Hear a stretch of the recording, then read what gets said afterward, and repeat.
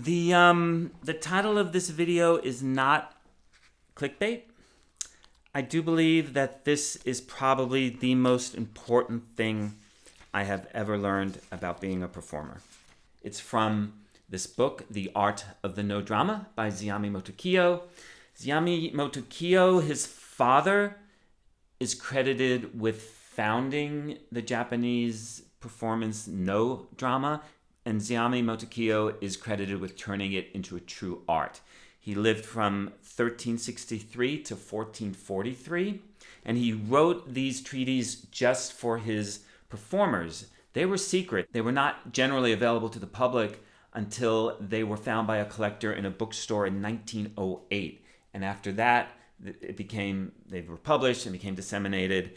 And you can see from this book that I've got a lot of different post-it notes in there. There are a lot of really gems of profound insight into performance in this book. But this one that I want to read to you right now is, to me, the most important and the most profound. It's from a chapter in his book called Connecting All the Arts Through One Intensity of Mind. When he refers to the two arts in this, he's referring to dance and chant, which for him were the two arts of the Noh Drama that he did. So connecting all the arts through one intensity of mind. It is often commented on by audiences that many times a performance is effective when an actor does nothing. Such an accomplishment results from the actor's greatest, most secret skill. From the techniques involved in the two basic arts, down to all the gestures and the various kinds of role-playing, all such skills are based on the abilities found in the actor's body. Thus, to speak of an actor doing nothing actually signifies that interval which exists between two physical actions. When one examines why this interval when nothing happens may seem so fascinating, it is surely because of the fact that at the bottom the artist never relaxes his inner tension. At the moment when the dance has stopped or the chant has ceased, or indeed any of those intervals that can occur during the performance of a role, or indeed during any pause or interval, the actor must never abandon his concentration, but must keep his consciousness of that inner tension. It is this sense of inner concentration that manifests itself to the audience and makes the moment enjoyable. However, it is wrong to allow an audience to observe the actor's inner state of control directly. If the spectator manages to witness this, such concentration will merely become another ordinary skill or action, and the feeling in the audience that nothing is happening will disappear. The actor must rise to a selfless level of art, imbued with a concentration that transcends his own consciousness. The actor must rise to a selfless level of art, imbued with a concentration that transcends his own consciousness, so that he can bind together the moments before and after that instant when nothing happens, so he can bind together the moments before and after that instant when nothing happens. Such a process constitutes the inner forces that can be termed connecting all the arts through one intensity of mind. And then he quotes a poet. Indeed, when we come to face death, our life might be likened to a puppet on a cart decorated for a great festival. As soon as one string is cut, the creature crumbles and fades.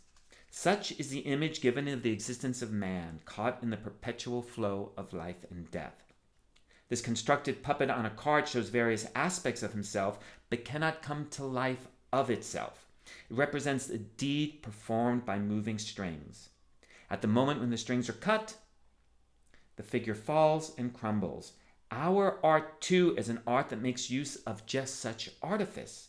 What supports the illusions and give them life is the intensity of the mind of the actor. Yet the existence of this intensity must not be shown directly to the audience.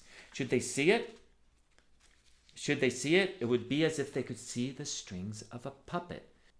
Let me repeat again. The actor must make his spirit the strings, and without letting his audience become aware of them, he will draw together the forces of his art. In that way, true life will reside in his Noh. In general, such attitudes need not be limited to the moments involved in actual performance. Morning and night alike, and in all the activities of daily life, an actor must never abandon his concentration, and he must retain his resolve. Thus, if without ever slackening he manages to increase his skills, his art of the no will grow ever greater. This particular point represents one of the most secret of all the teachings concerning our art. However, in actual rehearsal, there must be within this concentration some variations of tension and relaxation. I'm glad to see he at least concedes to that. But I hope that you see or get some sense of how profound this idea is. In the last video, I talked about how by creating precarious balance, you can have energy in your body in stillness, and so physically create an absorbing experience for the audience. But this is also how in stillness, the inner concentration creates an absorbing experience for the audience. And it's the inner concentration that doesn't let up, that connects all the moments of the dance, from action into stillness, from action into stillness. Anyway, I just found that just deeply profound and deeply fruitful to think about. And found that as interesting as I do. And I'll be back in the next video with some more ideas about Butoh training. Thanks a lot.